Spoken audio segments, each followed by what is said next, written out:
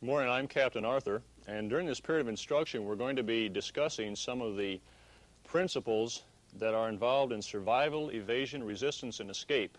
And I know we all hope that we will never be found in these types of situations, but more so what we're going to do is look at the Code of Conduct.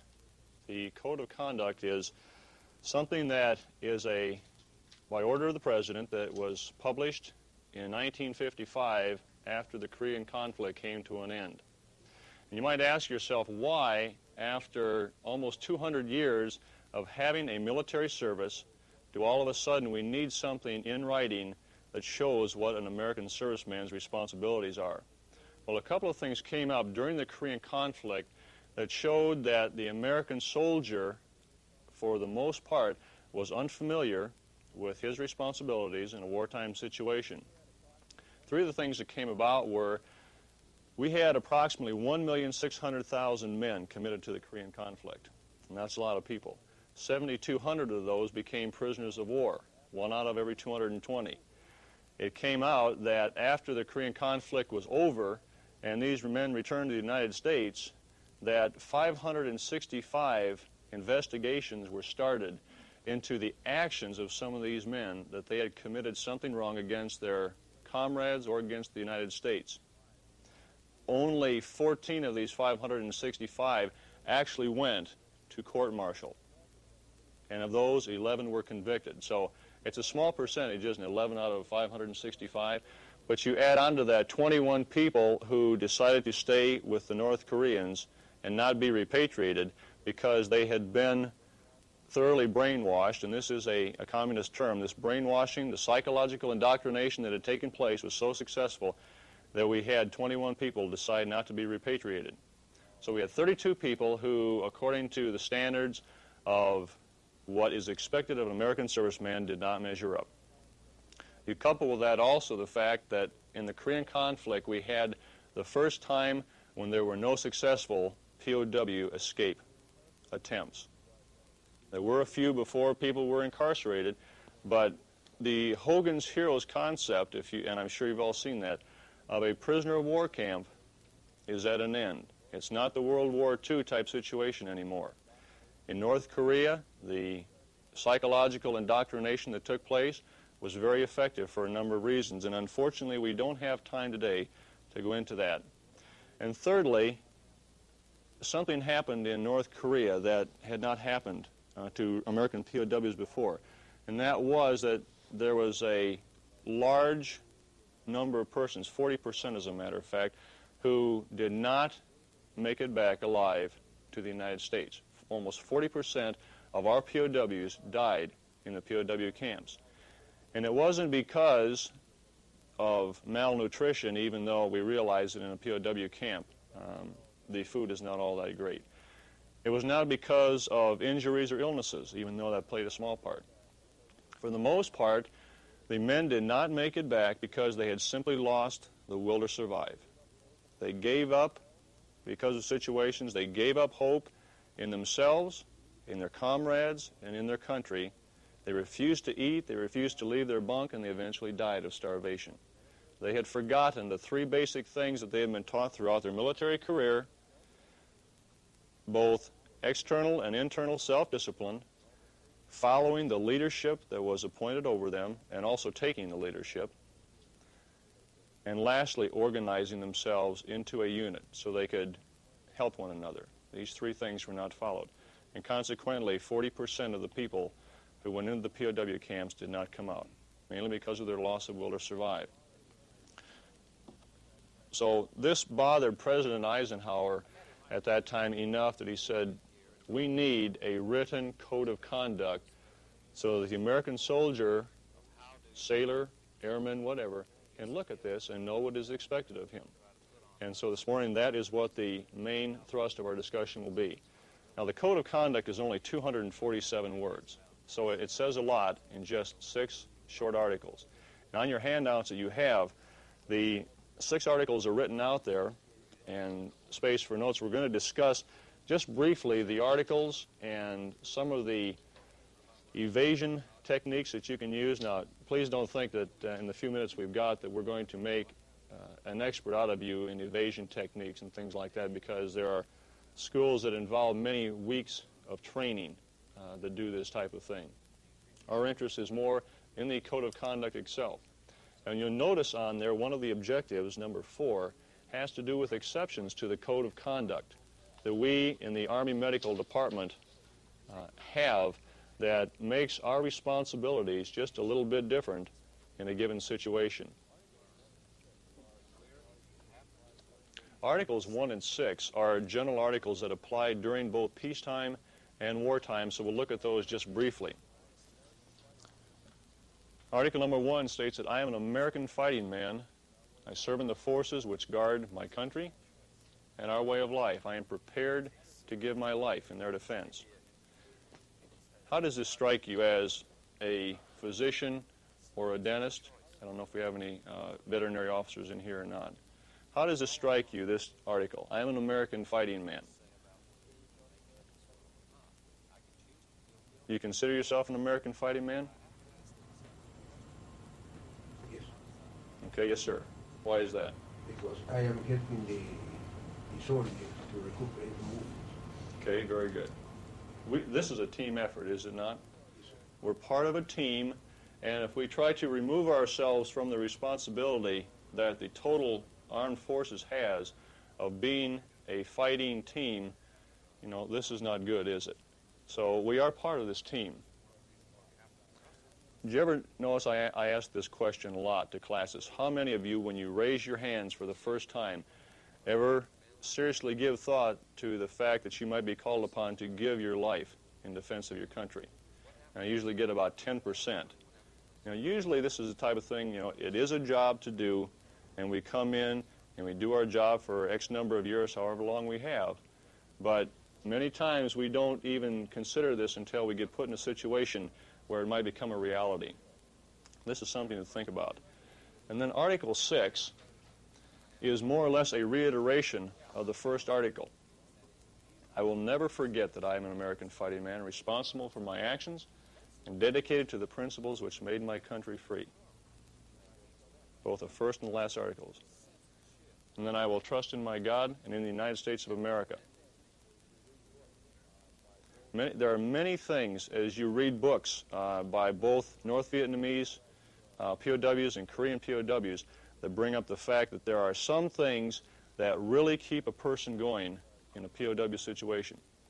And if any of you have read Commander Booker's book, and also what I'm reading now, by a lieutenant colonel who was a Vietnamese POW for 7.5 years, the strong religious faith that they have had during their lifetime is something that really kept them going during that period. Have any questions or comments on Articles 1 and 6 before we move on? Yes, sir. Captain, are there any atheists in foxholes? Are there any atheists in foxholes? From my understanding, you know, people will do a lot of things when they're in an endangered life situation. But it's been found, and psychological studies were done of returning POWs from Korea, that found that those people that made it through with the least psychological damage were those not who had supposedly had a foxhole religious type experience, but those who had internalized within them that these religious concepts and beliefs for many, many years, and their religious faith kept them going.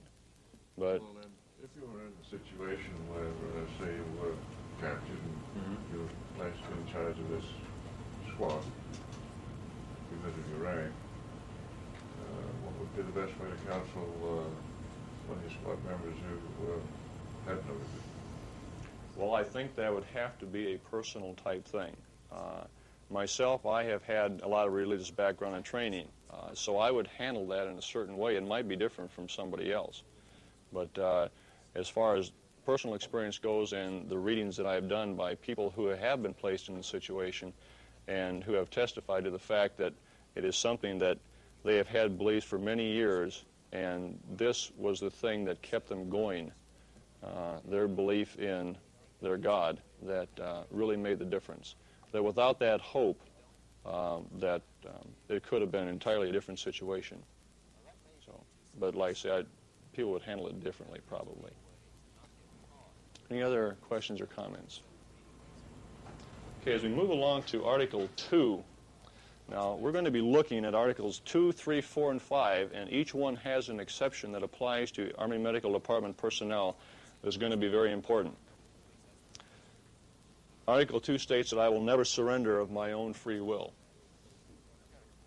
If I command, I will never surrender my men while they still have the means to resist. Now, of course, this means to resist is always a subjective type thing, isn't it? And so that person who has responsibility for command will have to make that. But put yourself in a situation. You are in charge of a field medical facility, and that tactical commander says, I have to pull out because of the situation. And you've got non-transportable patients in your facility. They can't be moved. What are you going to have to do with them? You just take off and leave them? Okay. I don't think if they're non-transportable, obviously they really don't have the means to resist on their own. Okay. And as such, you're responsible for their safety and welfare. Okay, good. So what are you going to do then if you have non-transportable patients who cannot take care of themselves? Maintain your position and continue to treat them. Okay, very good. Anytime that tactical commander says, we have to move from this area, and you've got patients there that can't be moved, you're going to have to leave some qualified medical person there to take care of him, however many number of people you have. So you are in effect, if you are a medic, you are in effect surrendering yourself. And in a different article here, we'll get into the fact of why you can do this and not really be considered a POW. And, of course, that medical commander there, if you've got a clearing company or a battalion aid station or something, that doctor has the responsibility of leaving somebody behind. And it's the old volunteer or get volunteered type thing. He has to leave a qualified person. It might be a 91 Bravo who is just out of the school here. It might be a 91 Charlie. But whoever can take care of him has to be left behind. So that is the exception there. You have to leave a qualified medical person with any non-transportable patients. Any questions on that point? And as I mentioned, we will get to one in just a minute where we can do this and not be considered POWs. Okay, now we have, of course, let's leave ourselves some alternatives, right? You know, if you don't want to surrender, what do? Okay, just consider we do not have any patients. We have moved our patients, and we don't want to surrender. We still have the means to resist, and you're in charge of a medical facility here in the field. What are you going to do? Okay. One of the things we can do is defend in place. Now, granted, for the most part, we do not have that many organic weapons, do we? 45 caliber pistols and M16s, rifles, to effect a defense in place. But normally, if the tactical commander is smart, he will have located your facility in some kind of location where at least he can either defend it easily or get replacements to you. If he is not, and you cannot stay there and effectively defend your treatment facility, the next thing you would have to do is to effect a breakout. Now, here we get into offensive operations, don't we? These are things that get totally away from the AMED concept of things and get into offensive operations. And that is mustering your forces to move from that location to some place that is not in enemy contact. And once you do this, you will lose certain protections under the Geneva Conventions of 1949 that we'll discuss in just a minute. Number 3 is something that we in the AMED don't think too much about, and that is deeper penetration to conduct guerrilla activities. Now, it's always a temptation to think, you know, that we could do something like this, but unless somebody is especially trained in Ranger tactics, something like this is just best left well enough alone, so we'll pass over that without too much comment. This is not something that we're trained for. Fourthly, to separate and infiltrate. Now, we do this for a couple of reasons. A larger force is obviously easier to be detected, right? So break down into smaller groups of 3 to 5 individuals. That really minimizes your chances of being detected, but at the same time gives you a large enough group to be able to defend yourself if you absolutely have to. And we do have an evasion type course here that we use with other classes, and possibly some of you have been through something like this, I'm not sure. They are a very good teaching tool. And lastly, I think obviously, is any combination of the above actions can be used if you have to. Not necessarily in those particular orders. Any combination of those. Do I have any questions on those 5 points here? Okay, if we find ourselves in an evasion situation, I said at the beginning, obviously we don't have the time or anything here to make experts out of y'all in things involving survival, evasion, and escape. It's not possible. But there are some very obvious points that we will look at.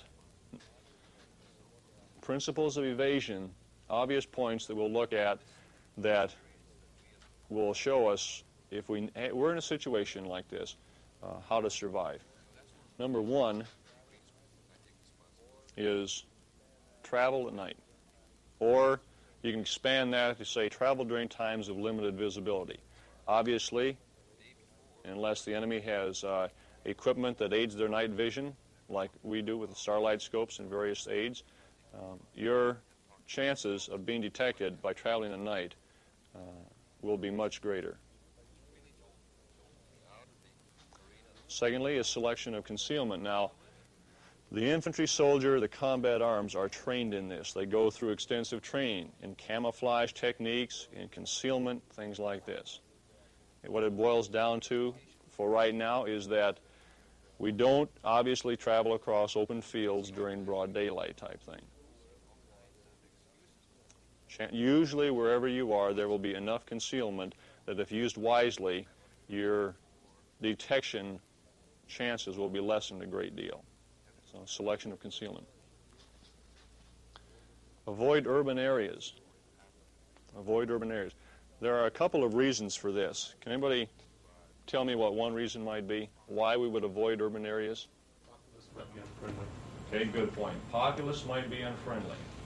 And chances are, if you were behind enemy lines, the populace would be very unfriendly, wouldn't they?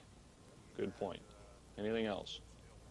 And therefore, following right on that, if they were unfriendly and you were walking around, your chances of detection would probably be quite a bit greater, right? Now, even though we, for the most part, here are Anglo-Saxon, if we were in Southeast Asia, we just wouldn't fit in, would we? You know, you might look like a populace in Europe, for example. We might fit in as far as looks of the people, but language fluency would come in, mannerisms would come in, things like this that could really hamper our escape efforts. We just wouldn't fit in, regardless of how much we looked like or thought we acted like the population.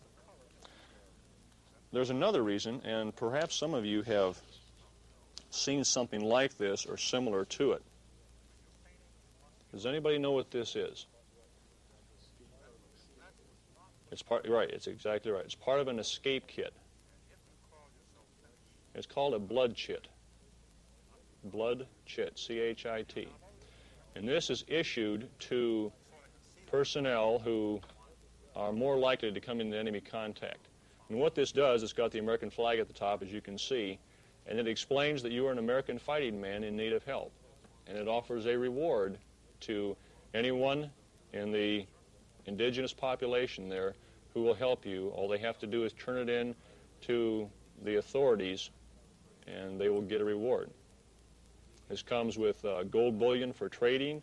It was issued in Vietnam and with barter things like watches, gold bullion, etc. And this is from Southeast Asia. It's got about 20 languages on there, indigenous to that area. And it is a serial number item, so it is accountable. And you would give this then to anyone who would help you. Now, why do we say avoid urban areas? Well, chances are, if anybody is going to help you, it would be in the rural areas where they cannot be detected either. Because the people who are going to help you are going to be few and far between, aren't they? There might be some kind of underground movement that will, but you would more likely find these people in the rural areas where they will not be detected as well. So those are the 2 or 3 reasons, therefore, avoiding urban areas. Next, and we'll look at these two simultaneously, conserve food and conserve strength. Now, obviously, again, if you're traveling in an evasion situation, if you are going to go against some of the other principles like travel at night and selecting concealment, if you had to go long distances over open areas, you would not choose to do that, even though it was the shortest means of getting back to friendly territory. So you would probably spend several days in this type of situation. And if you did, you would have to conserve your food because you might not have that much to go along with. You don't eat everything at once. You don't drink everything at once because you get into 3 days. We had many soldiers in Korea and Vietnam who did just that.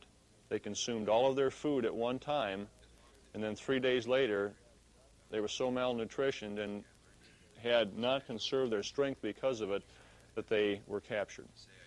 They could not go on any farther. Conserve food and conserve strength. And lastly, and possibly one of the most important, has to do with not stealing any critical items. Don't steal any critical items. Okay. For example, that's a good point. What do we mean by a critical item? Vehicle, good point. Vehicles announces your presence. And what you bring up is very important because in an evasion situation, what is one thing you don't want to give the enemy? Let them know you're there, right? Obviously. You want to stay as far away from people as you possibly can. And so you start stealing things like vehicles, communication equipment. You know, in the military, we have to sign for a lot of stuff, don't we? And you can believe if you're going to steal something from, some private or equivalent, and he's responsible for it, he's going to start raising a fuss about it. So vehicles, communications equipment. How about weapons? Suppose you find yourself in a situation where you don't have any weapons, and you have the chance to get one. What should you do about that? I see a shaking head up here going this way. Okay. Opposing view. You say no. Why would you not want to steal a weapon? Wouldn't that help you? It might give you a limited amount of defensibility, but the amount of defensibility as opposed to the fact that a native isn't going to steal a weapon probably. It's going to be an indication of some hostile reaction or action involved. You're going to bring all sorts of fire and brimstone down on your head. Okay, you made a comment. As soon as you shoot it, they're going to know you're there. Sure. The first thing, you get a gun, and what's your motivation to do? To use it, right.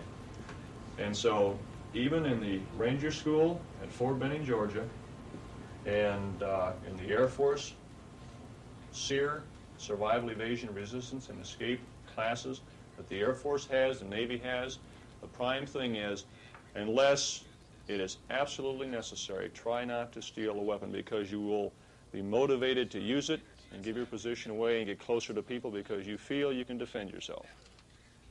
And it might sound kind of funny at first, but what Captain Engel Scott mentioned up here is very important. That it gives your position away, you will use it, and you want to stay as far away from people as possible. Any further questions or comments on these 6 principles of evasion here?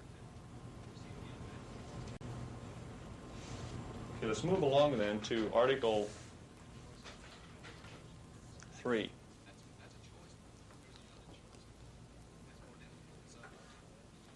If I am captured, I will continue to resist. By all means available, I will make every effort to escape and aid others to escape.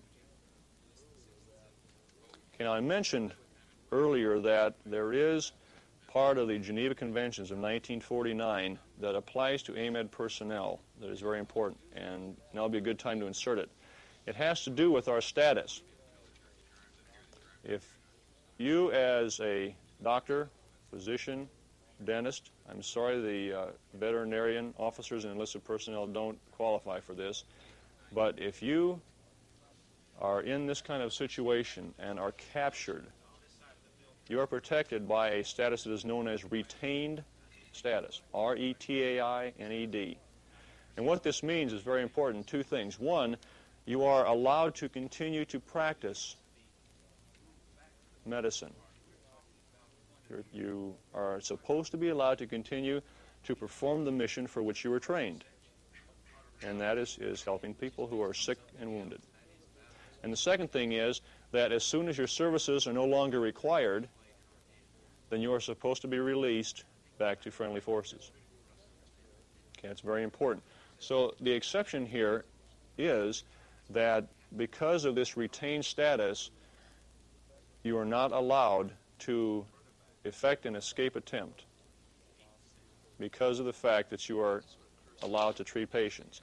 Now, the question always comes up, what happens if I'm not being treated as a POW? Okay, there was one physician during the Vietnam War that spent 5 years in a North Vietnamese POW camp. He was treated as a POW.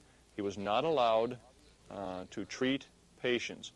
Obviously, the Geneva Convention was not being followed. We could get into this. We could discuss that for hours, couldn't we? What kind of status do you find yourself in? If the enemy is treating you as a POW, then your actions might be looked on a little bit differently. Okay? We still have the requirement here as AMED personnel to act as retained persons. But this is something that is going to be an individual type thing if you ever find yourself in that situation. And obviously the last part, I will accept neither parole nor special favors from the enemy, means that we are not allowed to accept anything favor-wise that would give us a better position than our comrades who find themselves in the same situation. This happened a great deal in North Korean POW camps, unfortunately, because of the fact that people did not have the self-discipline to act properly. The North Koreans were able, by psychological indoctrination, to induce them to do things for them, to act as plants within squads to give information to the enemy. And this is one of the reasons why escape attempts were not possible, because there was a plant in each little group of men. These things happen, unfortunately, and it is because of the lack of training and proper discipline that they came about. Any questions or comments? Yes, sir.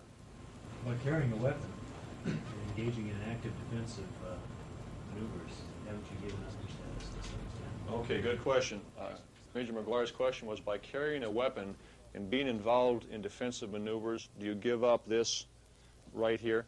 Under the Geneva Convention, as long as you are involved in defensive measures with either, and the defensive weapons, M16 rifles and 45s are classified as defensive weapons, trying to protect yourself, your patient, or your medical treatment facility, if you're captured while in a defensive position, you are still retained personnel. And you fall under that Geneva Convention article there. If, as I mentioned earlier, you effect a breakout and in an offensive situation and get captured after that, then you are not protected by that article. In other words, if you're captured, you're a POW. After you, while in the retained status? In that particular situation that we're talking about, where you're actually engaged in an active defensive maneuver. Do you still wear the Red Cross? Yes. And of course, the tactical commander, a lot of times it depends on the situation, whereby under the Geneva Convention, of course, we are supposed to display the Red Cross on all buildings and on personnel who are treating patients, so that they can be protected under the Geneva Convention. And the commander, under no circumstances, can ask you to engage in an active offensive situation. He can't call on your medical troops.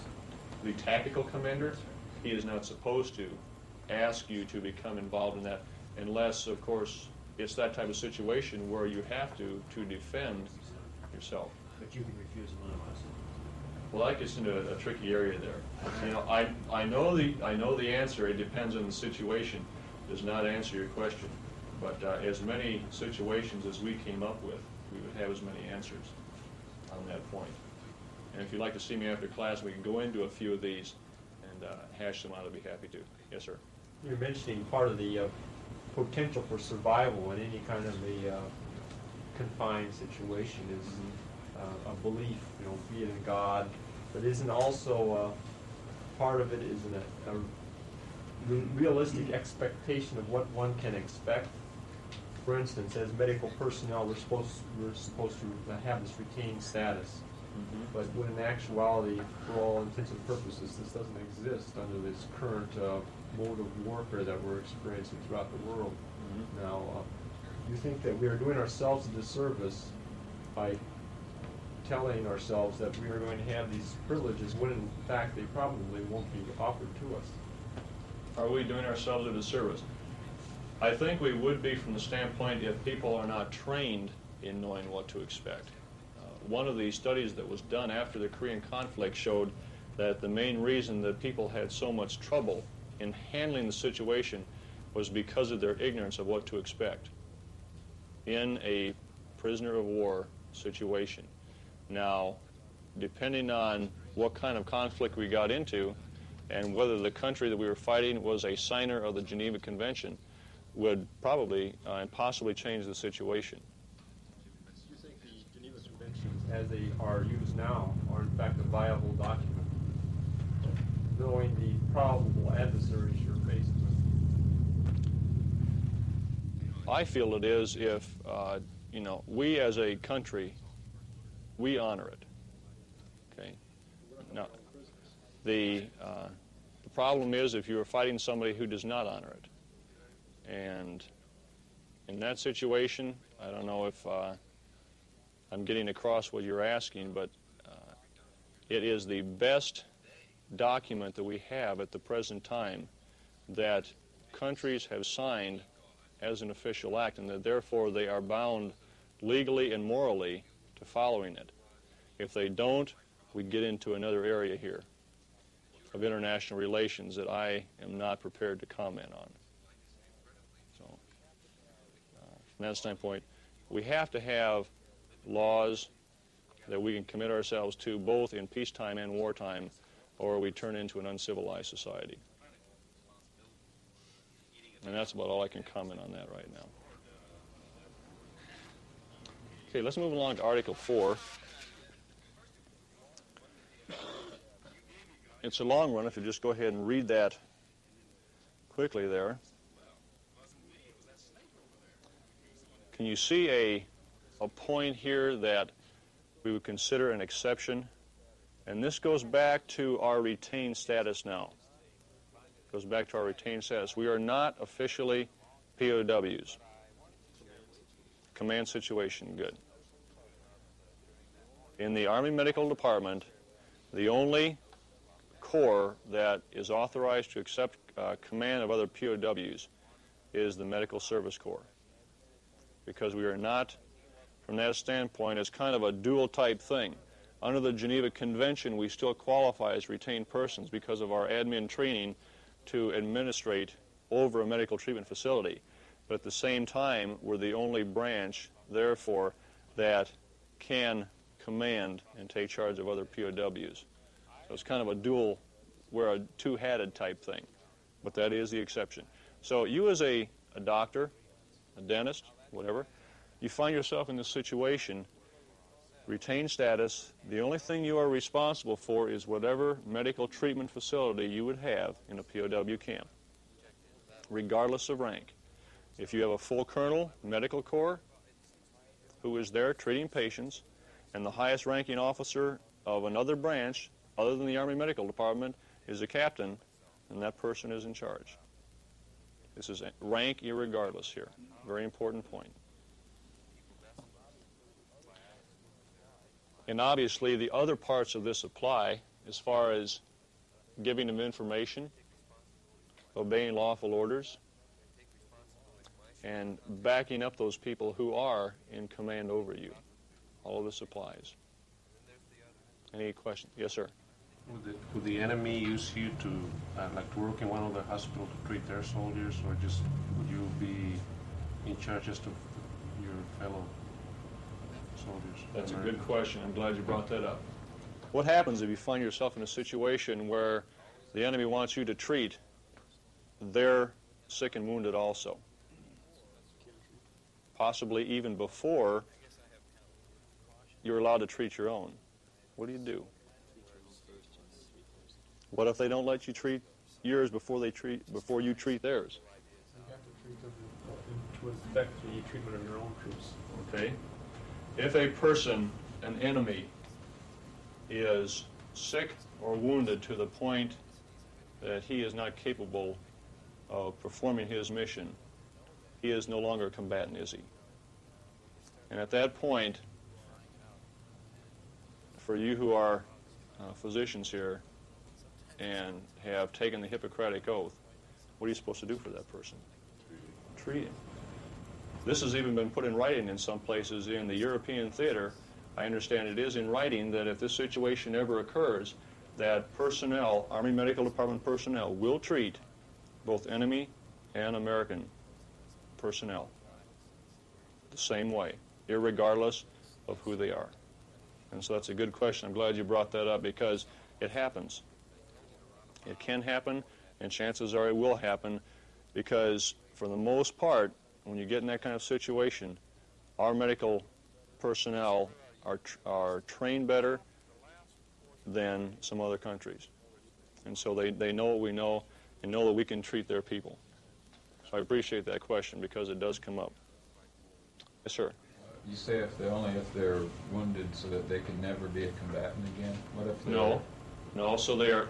Once a person becomes a non-combatant because of illness or injury, okay, he is to be treated on the same footing as anybody else who is sick and wounded. He is in need of medical care. Okay, so even if you knew that what you did would enable him to fight again, say, in a week? That's right. Exactly right. Seems like they would always have something for you to do, and they wouldn't return you to, you know, like. That's always a possibility we have to look at, don't we? That they would not, that they would have so much for a person to do that they would not return them. That is always a possibility we have to face. Because realizing that there are not that many medical department personnel that far forward that the chances are that great of capture, that, you know, would you ever find yourself in an excess position? Probably not. Possibly not. But it is a possibility. Anything else on that? Article 5, I think, is probably the most familiar from the standpoint of the Geneva Convention articles. And it was written into the Code of Conduct to reiterate our responsibility as far as what information we give the enemy to effect positive identification. Name, rank, service number, and date of birth. Okay, now, just a couple of quick changes on this that have already taken place. If on your handout you will cross out the word bound and put required, I am bound to give, the word has been changed to required, and the word only has been stricken. So now it reads, I am required to give name, rank, service number, and date of birth. And the exception here is, obviously, that if you have a patient or patients there that are in need of more medical care, more definitive care than you can give, then you have the responsibility to give any information based on that patient's condition to the appropriate camp authorities. If somebody needs a transfusion, an operation, medication that you don't have, obviously they need to know about that patient's condition. Has anyone here read Commander Bucher's book, My Story?